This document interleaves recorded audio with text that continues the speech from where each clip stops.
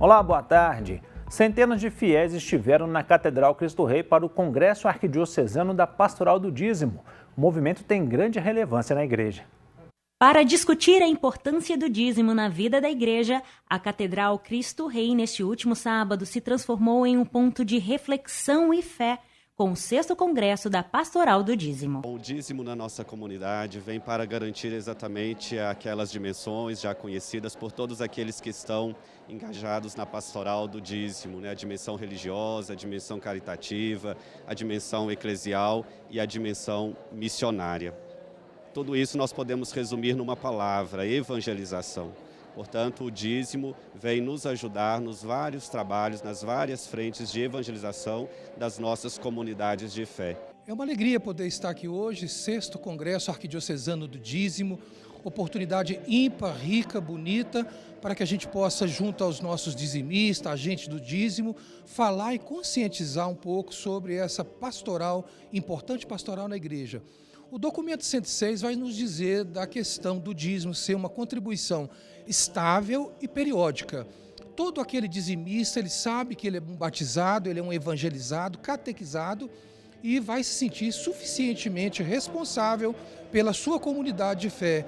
O evento reuniu padres, líderes, agentes da Pastoral do Dízimo e coordenadores para discutirem sobre o tema, pois nós somos cooperadores de Deus. Trazendo essa temática da Palavra de Deus para a Pastoral do Dízimo, faz com que tanto os nossos agentes quanto a nossa pastoral cresça muito. A missão é evangelizar, é também assim, participar da comunidade, vivenciar junto com todos ali presentes, é doação, não tenho nem outra palavra, é doação mesmo do nosso coração para Deus. O tema desse ano, para a Pastoral do Dízimo, é um tema bastante inovador e também voltado unicamente para a evangelização, porque o dízimo nada mais é do que evangelizar. E é na evangelização que nós vamos conscientizar os nossos fiéis do que realmente é o dízimo. É que é uma partilha, é uma doação a Deus de tudo aquilo que Ele nos dá. O Congresso fez parte da 2ª fase do caminho de comunhão, participação e missão da Pastoral do Dízimo, iniciado em 2023, que reafirma o comprometimento com a fé e o chamado à generosidade, gratidão junto à comunidade. Somos todos cooperadores de Deus. Me lembra outro texto, quando Jesus diz: de graça recebeste, de graça deveis dar. Aquele que foi alcançado pelo Evangelho percebe em si essa exigência de participar, de trabalhar, de cooperar com a obra de Deus. A Pastoral do Dízimo organiza essa participação, organiza essa colaboração, e, ao mesmo tempo, em fazendo isso, desperta e aprofunda o sentido de pertença. Eu pertenço a Cristo, pertenço à igreja. A gente sabe que é muito importante a realização do Congresso, porque é um momento em que todas as paróquias da Arquidiocese, todas as regiões, trazem e comungam e confirmam a comunhão na proposta em torno do dízimo como instrumento que fortalece a evangelização. É um momento em que as paróquias se movimentam para estar aqui, congregar, celebrar muitas vezes o fechamento de um trabalho como foi o desse ano. A gente está celebrando o fechamento de uma fase do caminho de comunhão, participação e missão da Pastoral do Dízimo. Em sintonia com o mês missionário, a edição de outubro dos Encontros Bíblicos já está disponível para as comunidades de fé da nossa arquidiocese. O tema Com a Força do Espírito Testemunhas de Cristo inspira a meditação de cada encontro e traz um especial convite para fazer a experiência missionária de refletir a fé. Para receber no e-mail gratuitamente todos os meses, basta se cadastrar no site da Arquidiocese. Já a versão impressa está disponível no Vicariato Episcopal para a Ação Pastoral da Arquidiocese e as informações lá pelo telefone 31 3269 3114. Coordenadores e catequistas participaram neste fim de semana de momento de formação promovido pelo Secretariado Arquidiocesano Bíblico Catequético. Coordenadores e catequistas paroquiais da Arquidiocese de Belo Horizonte estiveram reunidos neste domingo para um momento formativo, preparado pelo Secretariado Bíblico Catequético. Somos 28 municípios, esta equipe está distribuída nas regiões e juntas nós trabalhamos aí para fazer acontecer esses eventos e dar assistência às formações nas paróquias e foranias. A gente trabalha com o objetivo de ter representantes de todas as regiões, principalmente as mais distantes, as foranias, as paróquias, para que esses catequistas venham e tenham esse entusiasmo de estar aqui presente conosco. Sobre o tema Jesus de Nazaré, Senhor e Messias nos Evangelhos e na Catequese, o encontro contou com a assessoria da irmã Zuleika Silvano, mestre em exegese bíblica e doutora em teologia bíblica. Nós estamos mesmo estudando os elementos cristológicos, que aparecem dentro do Evangelho. Então, os vários títulos que são diferentes. Então, o título Jesus, que está muito ligado à figura do Filho de Deus encarnado, Filho de Deus, a divindade, a divindade do Filho mesmo, o papel do Filho. Agora nós vamos estudar mais a questão do Senhor, que é um título do ressuscitado, que também está muito ligado ao Filho do Homem, com características bastante apocalípticas, para chegar à questão do Cristo como Messias. O evento é realizado 2 vezes por ano, uma em cada semestre. O público presente foi de catequistas de paróquias de todas as regiões da Arquidiocese. Para ser um bom catequista, eu preciso aprender, conhecer e vivenciar, para poder eu transmitir a mensagem de Jesus. O catequista tem uma sede de saber muito grande. E quanto mais a gente aprende, melhor é para nós, para os nossos catequizandos, porque nós fazemos parte do alicerce da igreja. Hoje, dia 30 de setembro, é celebrada a memória litúrgica de São Jerônimo, tradutor da Bíblia do grego e do hebraico para o latim. A data foi responsável para que setembro se tornasse o mês da Bíblia. Ao longo de setembro, fiéis são convidados a dar atenção especial à palavra de Deus durante o mês da Bíblia. O período foi escolhido porque hoje, 30 de setembro, é celebrada a memória litúrgica de São Jerônimo, o principal responsável pela tradução dos textos sagrados do grego e hebraico para o latim. O mês da Bíblia sempre tem a finalidade de estudar um livro, que é escolhido pela Conferência Nacional dos Bispos do Brasil. E neste ano, então, nós temos o tema, que é justamente o livro do Ezequiel, a profecia de Ezequiel, dado que o mês da Bíblia sempre estuda um ano o Antigo Testamento, outro ano o Novo. O ano passado nós estudamos, então, a Carta aos Efésios e esse ano, então, a profecia de Ezequiel. Bem, o lema escolhido foi "Porém em vós o meu espírito e vivereis", justamente de Ezequiel 37, no capítulo 37, versículo 14. E esse tema foi escolhido também por causa da preparação do ano jubilar, de 2025, sobre a encarnação de Jesus Cristo, tendo como tema principal justamente a questão de ser peregrinos na esperança. Para a catequista Maria de Lourdes, o mês da Bíblia é uma oportunidade para celebrar os textos que são cativantes, curiosos, mas que, acima de tudo, deixam claros os grandes ensinamentos de Jesus. Eu leio a Bíblia desde muito cedo, desde ainda a infância, adolescência, que eu aprendi a ler a Bíblia, li muito, e eu venho ao longo da minha vida, como eu sou catequista já há 30, um pouquinho mais de tempo, Então, a Bíblia é o meu instrumento de trabalho com a catequese.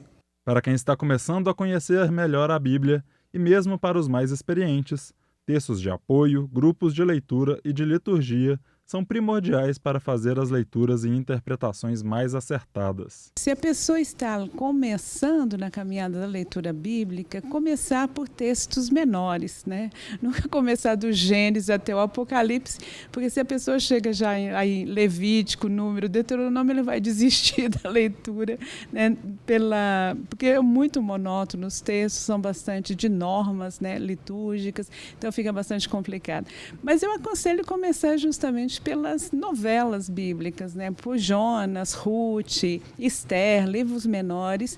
A partir do momento que você começa a ter uma relação de estudo com a Bíblia, ela vai aguçando a gente aprender como essa Bíblia foi construída, ao longo de quantos anos essa Bíblia foi construída, de que povo ela está falando, se esse povo lá do Primeiro Testamento realmente existiram ou não, que histórias são essas, porque tem a história do povo de Deus, mas tem as histórias que você traz paralelamente, e ela vai te mostrando isso.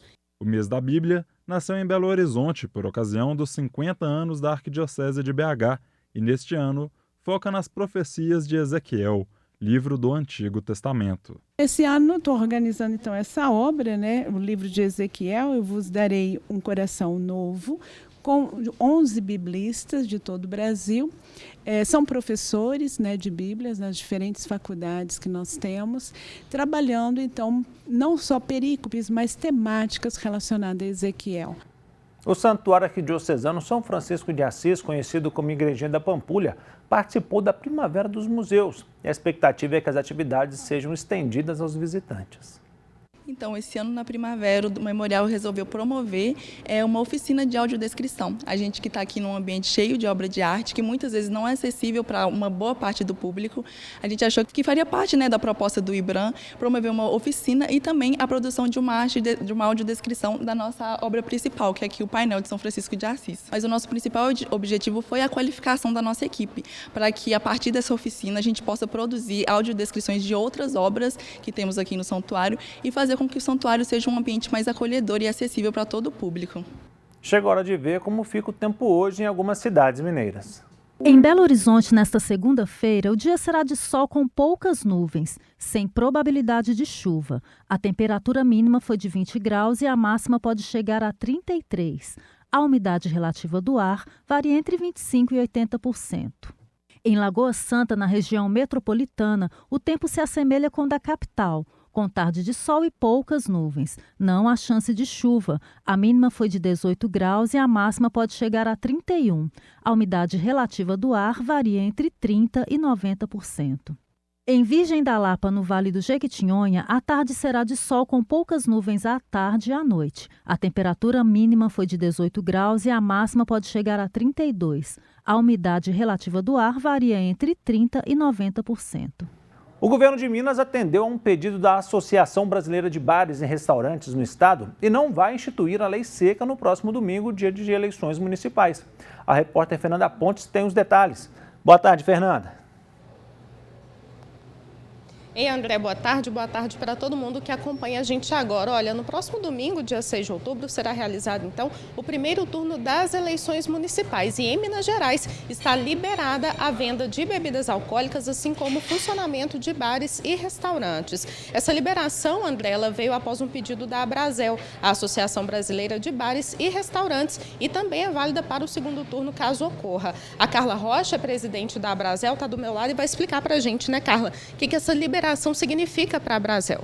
Bom, é muito importante, boa tarde em primeiro lugar, é muito importante essa liberação porque estamos numa democracia. Então a gente entende que é direito do cidadão fazer a sua escolha. O setor de bares e restaurantes ele ainda sofre muito ainda com a pandemia. Então qualquer medida restritiva para o nosso setor, ela é prejudicial.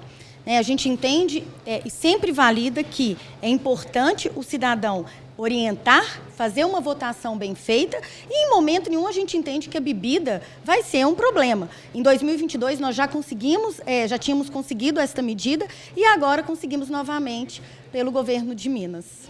Você acha que essa medida não interfere na ordem social, no dia das eleições, né? Assim, vai ser um uso consciente, né? Queria até que você fizesse esse pedido aos eleitores, né? Para fazer um uso consciente. Na verdade, a entidade ela sempre reforça a condução do eleitor, né? Fazer corretamente o seu voto, votar com orientação, até porque a gente sabe que é um momento que a gente está vivendo aí importante para o nosso município.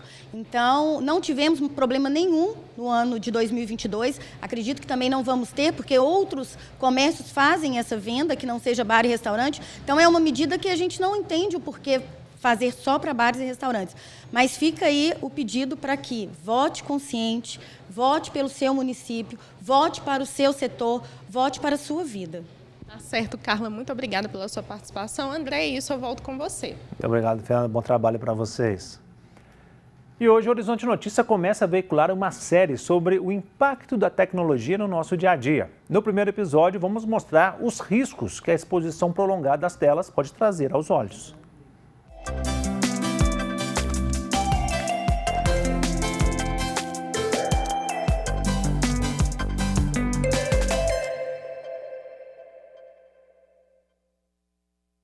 Vista embaçada, fadiga ocular, vermelhidão e até mesmo dor de cabeça. Você já sentiu alguns desses sintomas após longo período exposto a telas? Essas e outras características podem afetar a visão de indivíduos que não abrem mão de estarem conectados a todo tempo e a todo custo. Falando sobre o aspecto mais oftalmológico, a gente tem o famoso olho seco, que é o que é desencadeado pelo uso das telas em excesso. Então, quando você está nas telas, você fica com aquele olho aberto ali, às vezes para não perder nada, e aí você perde 40% da capacidade do piscar. E isso leva à redução da lágrima. E a lágrima, ela não é uma aguinha simplesmente. Ela tem uma série de componentes ali que vão auxiliar tremendamente a superfície ocular como um todo. O especialista alerta que até mesmo a forma como piscamos pode alterar as funções da nossa visão. Você não piscando e não produzindo lágrima, o seu olho começa a ficar vermelho, que é um outro fator também pelo aquecimento do oxigênio que vai pelos vasinhos da conjuntiva para nutrir a córnea. Porque a córnea que está no centro, ela não tem vaso sanguíneo. Então, ela precisa de respirar, precisa de oxigênio, aí a conjuntiva fica hipertrofiada na função e vai ficar vermelho. Apesar dos malefícios, tem se tornado cada vez mais difícil não estar conectado. A tecnologia está em tudo e cada vez mais na palma das mãos e na ponta dos dedos. Quanto menor a tela, pior. Então, a gente sugere que a pessoa mantenha 40 centímetros do celular distante do rosto, já vai ajudar muito, e uns 60 centímetros das telas de computador. Entre as crianças e jovens, o uso de telas em excesso é ainda mais preocupante. Em 2020, a Sociedade Brasileira de Pediatria passou a recomendar que menores de 2 anos não tenham acesso a telas ou dispositivos móveis. O motivo seria frear o primeiro acesso dos pequenos ao mundo digital. A pesquisa TIC Kids Online Brasil, divulgada em 2023, apontou que 24% das crianças brasileiras começaram a se conectar ainda na primeira infância, ou seja, antes dos 6 anos de idade. Em 2015, essa porcentagem era de 11%, uma alta de 13% em 9 anos. A gente vê, principalmente abaixo dos 2 anos, muita relação com atraso do desenvolvimento, né? Atraso de fala, atrasos motores. Essa criança tem dificuldade de brincar no coletivo, dificuldade de socializar. Então, é muito importante que esse tempo de tela, na verdade, o excesso do tempo de tela é como se fosse um estímulo passivo. E a criança, ela precisa do estímulo ativo. A Júlia tem 13 anos e, mesmo tão nova, já sofre os danos causados pelo uso excessivo das telas. Eu uso óculos desde meus 8 anos. Minha visão ficou muito embaçada, forçar muito o olho começou a doer muito. Tinha hora que, um momento eu via uma coisa, depois eu via outra. A sensação também é de muita dor no fundo dos olhos, na claridade, no sol, o olho lacrimeja e arde. Mas, afinal, como conscientizar os jovens de que as telas em excesso podem causar danos, especialmente na visão? Será que existe uma saída para diminuir esses danos? Até 2 anos de idade, celular 0. 2 a 5 anos, 1 hora por dia, tudo bem, entendeu? De 5 a 10 anos, 2 horas por dia, lógico que intercalados, tá? A gente brinca o seguinte, 15 minutos na tela, 15 minutos fora da tela. Vai fazer o uso inteligente dessa tecnologia. A primeira coisa nós vamos limitar o tempo de uso. E uma dica que é muito importante para as famílias é que façam em conjunto, porque não adianta você falar com a criança que ela não pode e o adulto tá lá do lado, plugado o tempo todo. Estimular o contato com a natureza. E brincar na rua, marcar encontros com os amigos, num parque, numa praça. É importante que as crianças e os jovens aprendam a se divertir do lado de fora.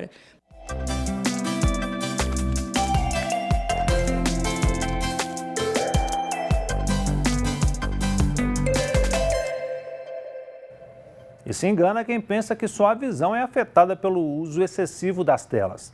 Amanhã você vai acompanhar os impactos durante a infância. O risco de problemas de atenção e hiperatividade aumenta consideravelmente. Até mesmo o sono e o desenvolvimento escolar e social são afetados em quem não desgruda o olhar da telinha. Quem cuidava das crianças nesse momento? As telas, então era o tablet, o celular. Então o advento aí da pandemia fez com que nós, adultos, tivéssemos que inserir as crianças até precocemente nesse universo de uma forma muito intensa.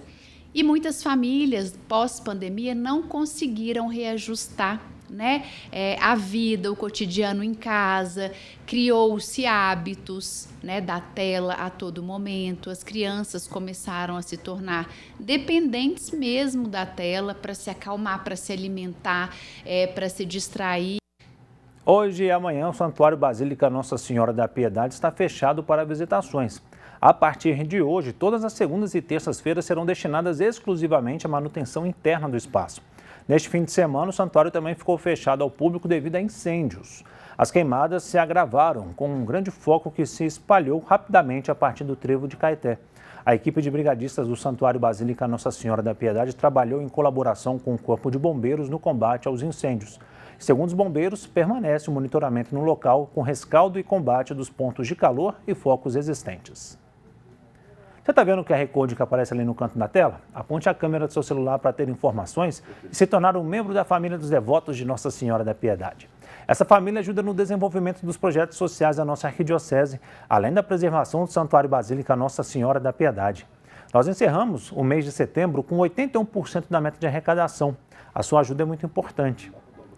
Para rever reportagens que foram ao ar, acesse o nosso canal no YouTube, é o @Horizonte Notícia TVH.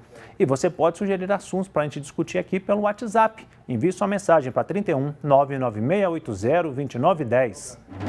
Nós voltamos amanhã, 12:30. Fique com Deus e até lá.